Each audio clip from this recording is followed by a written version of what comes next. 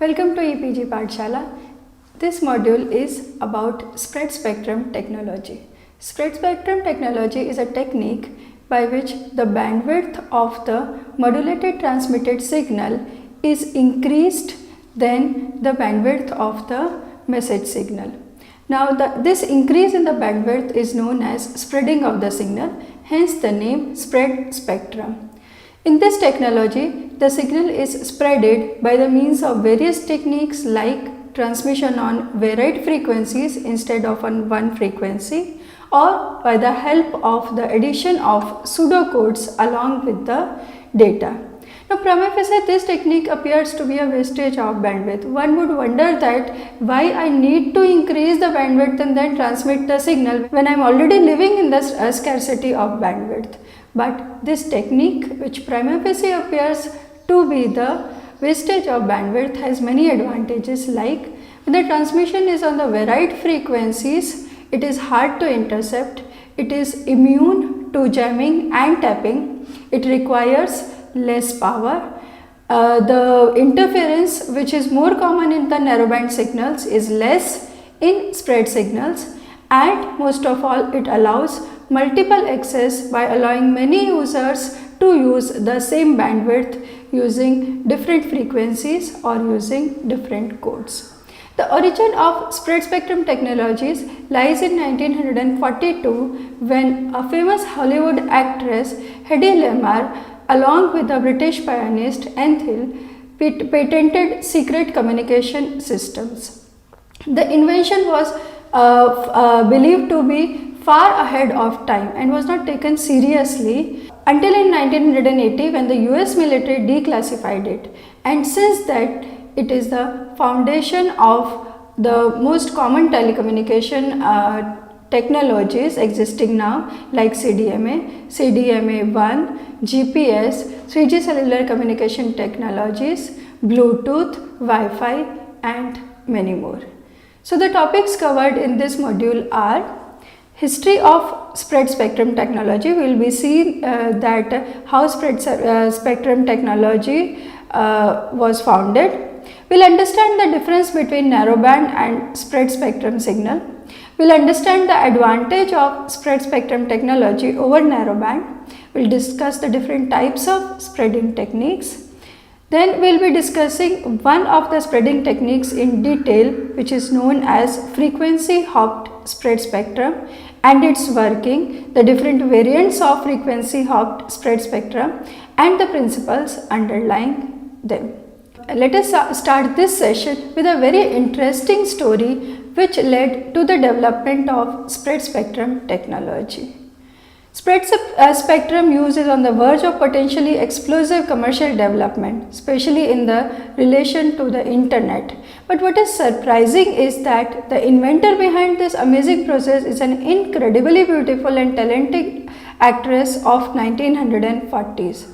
Her name is Hedy Lamarr, known as the most beautiful girl in the world. Now, this lady validates the theory of beauty with the brains. She, with American composer George Antheil, came up with an idea for a sophisticated anti-jamming device for use in radio-controlled torpedoes during World War II.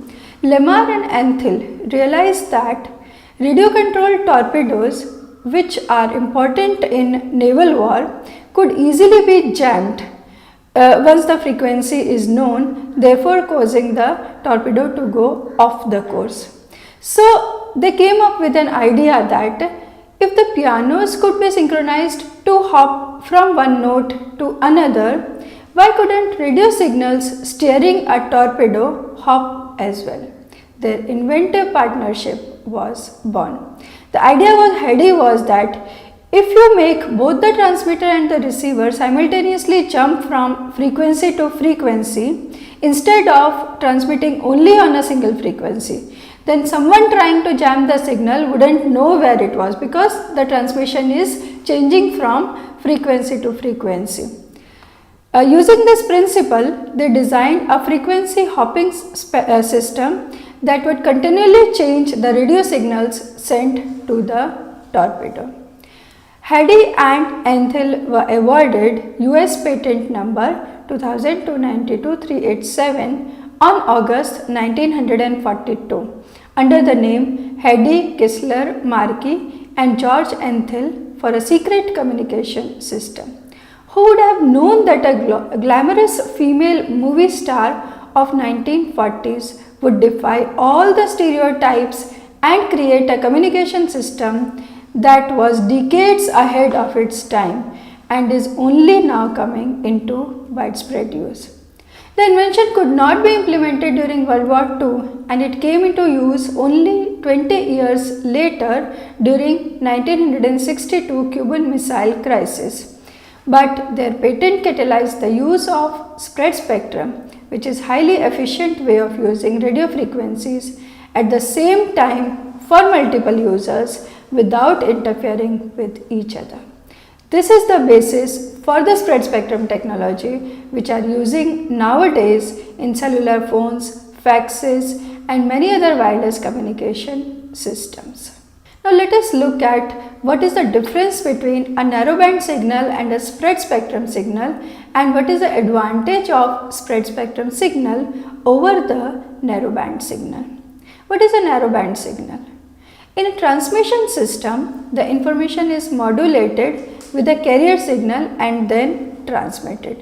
So when transmitted, all the power transmitted is centered around a particular frequency and this frequency represents a specific channel and has a narrowband. Like you can say that a radio FM transmits at 98.3 FM, hence the particular frequency is that narrowband frequency. But the narrowband signals suffers from many limitations. What are they? Now since the transmission is always on a constant frequency, it is easy to intercept and this is the principle which Hedy Lamarr used when she invented spread spectrum technology. Secondly, it requires more power to overcome the noise. Thirdly, it suffers from interference among the co-channel. It is prone to jamming and tapping. So to resolve the limitations of narrowband signals, spread spectrum signals are being used. Spread spectrum technology is a technique that spreads the narrowband signal to a broad range of frequency.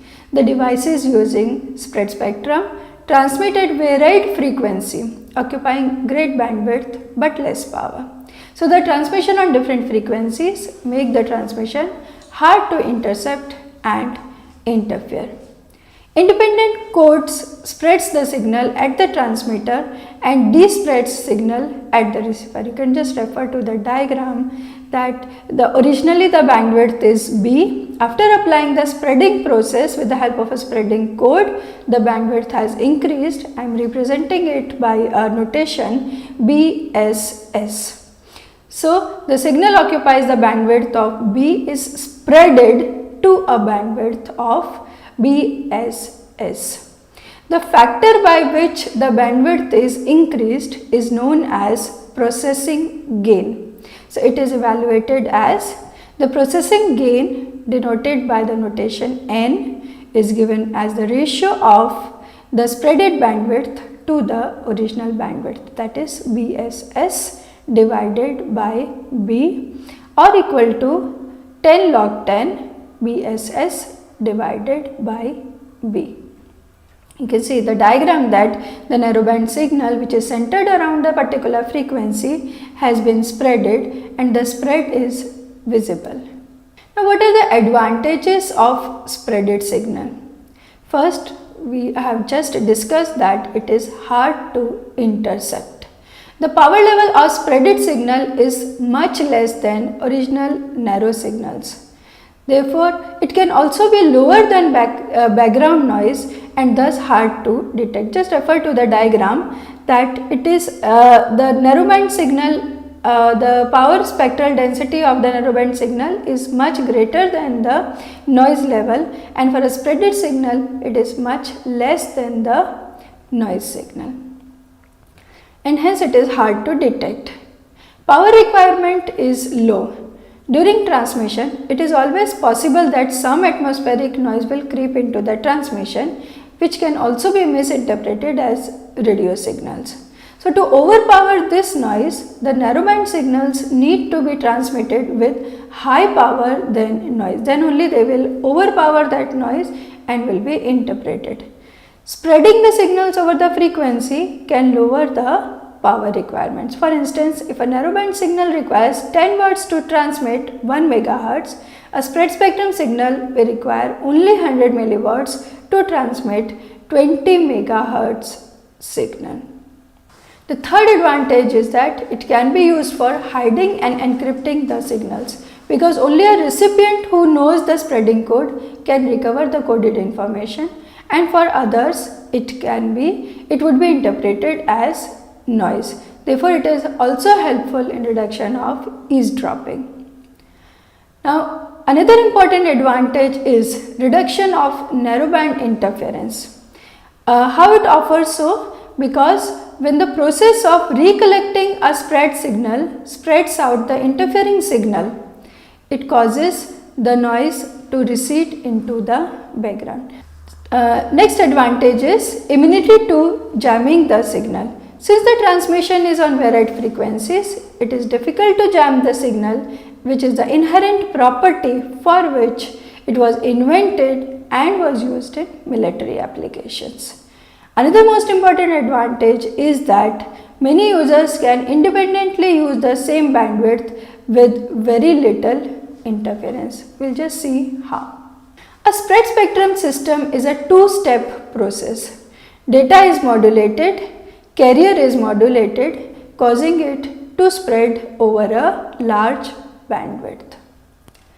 There are many spread spectrum techniques. We'll just discuss them one by one. But only two of the techniques are available for commercial use, that is direct sequence spread spectrum and frequency hopped spread spectrum. In this module, we will be discussing FHSS in detail, and in the next module, we will be discussing DSSS in detail. What is frequency hopped spread spectrum? The frequency of the carrier is changed many times within a fixed time period. Hence, instead of transmitting on a single frequency, varied frequencies are used. For example, Bluetooth. In direct sequence spread spectrum, the information is spreaded by the means of a code. The information is transmitted along with a pseudo-random code, which is known as chipping sequence. And the signal is spreaded in proportion to the size of chipping sequence. More the size of the chipping sequence, more the signal would be spreaded. The third technique is chirp frequencies. So, the carrier is swept over a range of frequencies known as chirp spread spectrum, and it is mainly used in radar systems and ranging devices. Next is time hopping, in which the carrier is on-off keyed in a pseudo random sequence. So, these are the basic types of spread spectrum techniques available. Some of them are hybrid techniques, which takes best point of two or more spread spectrum techniques and apply them. In this module, we will be considering frequency hopped spread spectrum in detail. In this technique, the total available bandwidth is divided into many channels of smaller bandwidth with guard spaces between them. Not a new thing, the same thing we do in FDMA also. But the difference of this technique with FDMA is that the transmitter transmits by changing or hopping from one frequency to another in a pseudo-random fashion, but in a predictable manner. It appears to be pseudo-random, but actually it is predictable, and this hopping sequence should be known both to the sender as well as receiver. It is in contrast with FDMA, when the transmission is only on one frequency all over the time. The technique spreads the original signal as well as it provides immunity to the interference. The receiver has to synchronize itself to the pseudo-random hopping sequence in order to despread the signal. You can refer the diagram that the bandwidth is divided into different frequency channels, F1 to F8. You can see that the usage of channels is changing from time to time. For instance, at the first time interval, F5 is used, then F3 is used, then F1 is used, and so on. So this is the sequence in which the channels are used over the time. What are the advantages of FHSS over FDMA? I just said that dividing the available bandwidth into different frequencies is what FDMA does. But the advantage of FHSS over FDMA is that since the transmission is on varied frequencies, firstly it is resistant to the narrowband interference, and secondly it is difficult to intercept, because an eavesdropper would only be able to intercept the transmission if they knew the pseudo-random sequence. And jamming on one of the frequencies will affect only the few bits which are transmitted on that frequency. Secondly, it also facilitates multiple access. Like if the hopping sequence of two transmitters are different and they never transmit the same frequency at the same time, then there will be no interference amongst them, hence allowing multiple access. You can just refer the diagram that there are four frequencies, F1, F2, F3, F4, and FDM, there is a comparison between FDM and FHSS. In FDM, the frequencies are used, same frequencies is used for the whole time. You can see that F1, F2, F3, F4 color coded are being used all over the time. Whereas in FHSS, different frequencies are used in different times. Now here the four users can be accommodated because all the four users are using different hopping sequence. You can see that the first user is having yellow, pink, blue, green. At the same time, then the second user can have green, yellow, pink, blue. The hopping sequence is different. The third user can have the hopping sequence different, and so on. What are the technologies using spread spectrum? Spread spectrum is widely used in IEEE 82.11, popularly known as Wi-Fi, and it is also used in Bluetooth.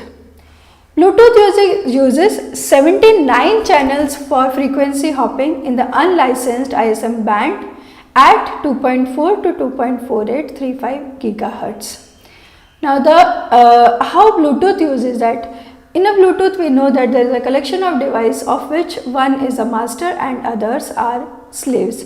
The collection of the devices with same hopping sequence form a piconet. A piconet has got one master and others are slaves. The master of the piconet determines the hopping pattern and the slaves have to synchronize to it. Bluetooth performed very fast hopping, that is, it performs frequency hopping with 1600 hops per second, that is, the devices changes the frequencies 1600 times in 1 second. We next move to what are the components of the frequency hopped spread spectrum. We will define the terms which are applied in frequency hopped spread spectrum. The first term is hop set. Set of different frequencies over which the hopping occurs. The bandwidth of the channel used in hop set is called instantaneous bandwidth.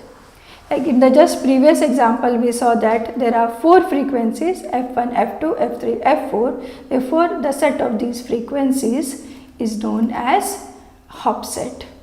The total bandwidth over which the hopping occurs is known as the total hopping bandwidth. So, the frequencies from F1 to F4 forms the total hopping bandwidth. Or the difference between F4 and F1 is the total hopping bandwidth. Hopping sequence. The sequence of channels used is dictated by the means of a spreading code. Both transmitter and receivers should use the same code to tune into sequence of channels for synchronization, and this sequence is known as the hopping sequence.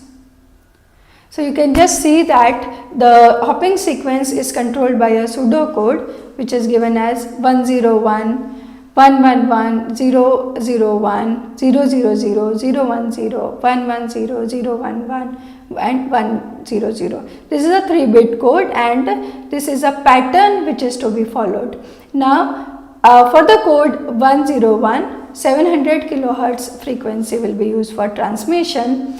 For 111, 900 kilohertz will be used for transmission. For 001, 300 kilohertz will be used for transmission. For 000, 200 codes will be used for transmission and so on. So total available bandwidth is 900 minus 200, that is 700 kilohertz.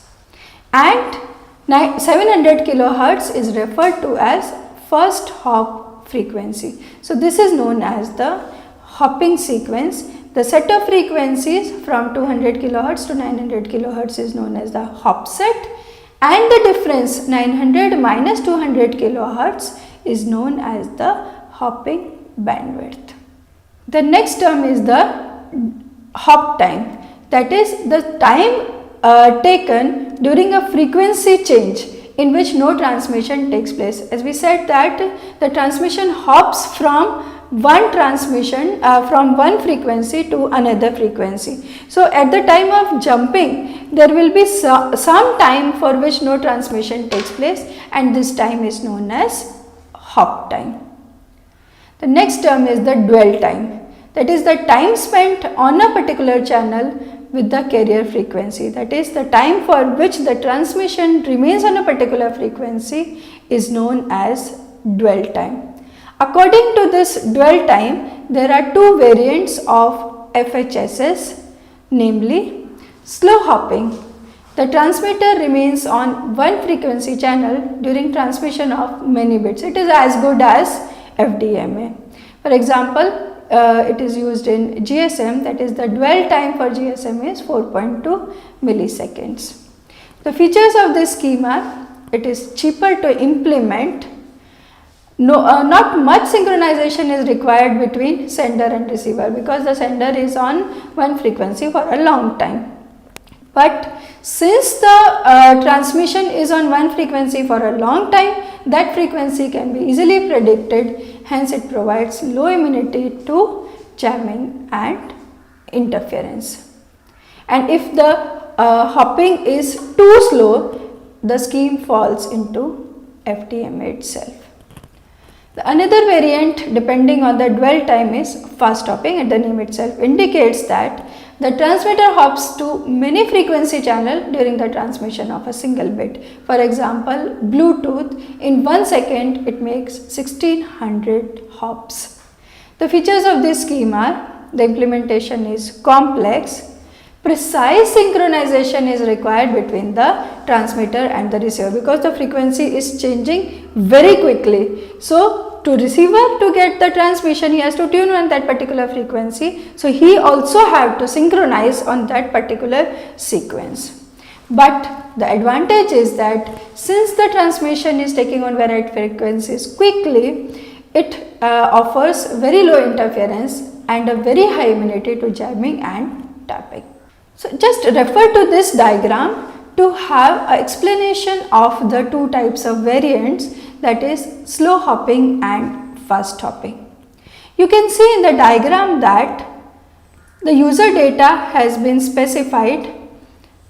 The user data is 0, 1, 0, 1, 1 and 0, right?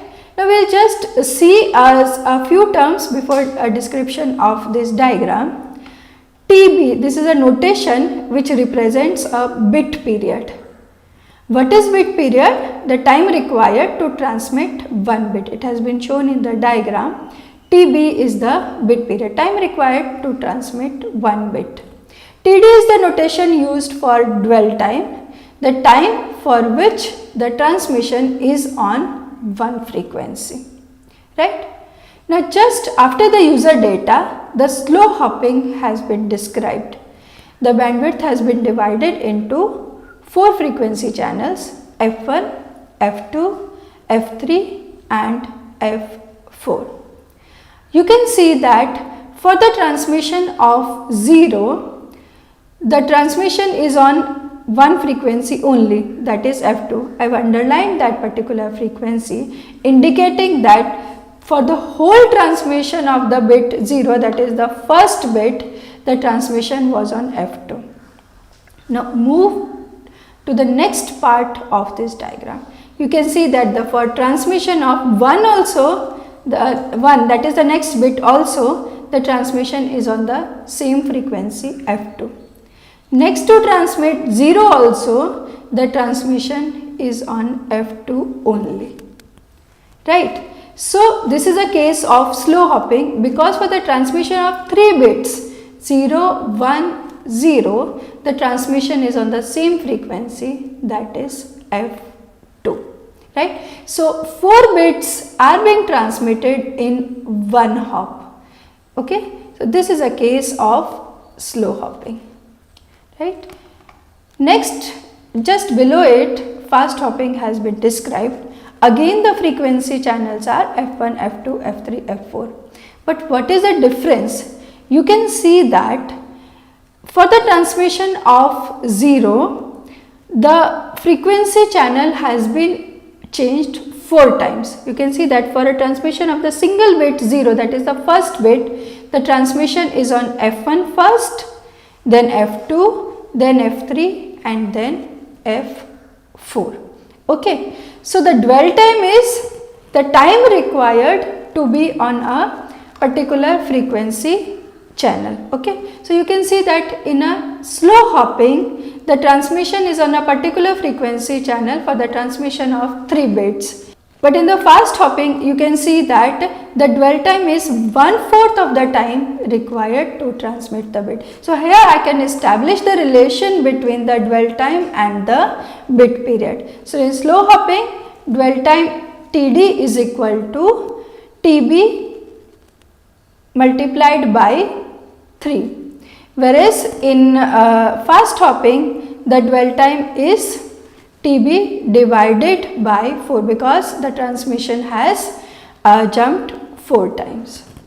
So by illustration, we have seen that in slow hopping, the dwell time is 3 times the bit period, that is 3 times the time required to transmit a single bit. Whereas in fast hopping, the dwell time is 1/4 of the bit period. So we can establish the relation that in slow hopping, Td is equal to 3 times Tb, whereas in fast hopping, Td is equal to Tb divided by 4. So by an illustration, we have explained the concept, we have learned the concept of slow hopping and fast hopping. Just refer to the block diagram of FHSS. First look at FHSS transmitter. This is a binary data. The modulation, it goes into the modulator. The modulation according to digital and analog modulation technique. So it results in the narrowband signal. So in step 2, then this narrowband signal is spreaded by the means of modulation, spread spectrum modulation, which requires the hopping sequence, which is provided by the frequency synthesizer. So frequency hopping is performed based on the hopping sequence, and this hopping sequence is fed into frequency synthesizer to generate the carrier frequencies, and the narrowband signal is spreaded. This spreaded signal is transmitted. Now let us see what happens at FHSS receiver. The FHSS receiver collects the spreaded signal. With the help of frequency synthesizer, it knows the hopping sequence because it has to synchronize itself on this hopping sequence. Then it despreads the spreaded signal using the hopping sequence, and the narrowband signal is achieved. The narrowband signal is demodulated again to obtain the user data. Only the challenge, one of the challenge of frequency hopping systems is that the transmitter and the receiver should have a precise synchronization amongst themselves.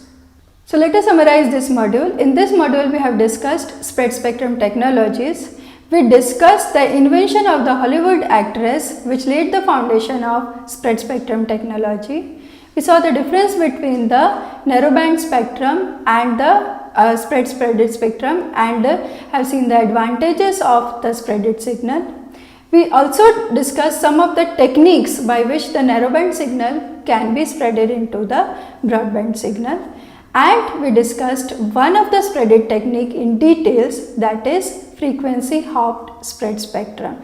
We saw that how FHSS is performed, the terms associated with FHSS, how it spreads the signals using the varied frequencies on the transmission. What are the different variants of FHSS depending on for how much time the transmission is on a particular frequency, that is slow hopping and fast hopping. And with the help of the diagram, we have understood the principle of frequency hopped spread spectrum. In the next module, we will be discussing direct sequence spread spectrum in detail. Till then, have a good time.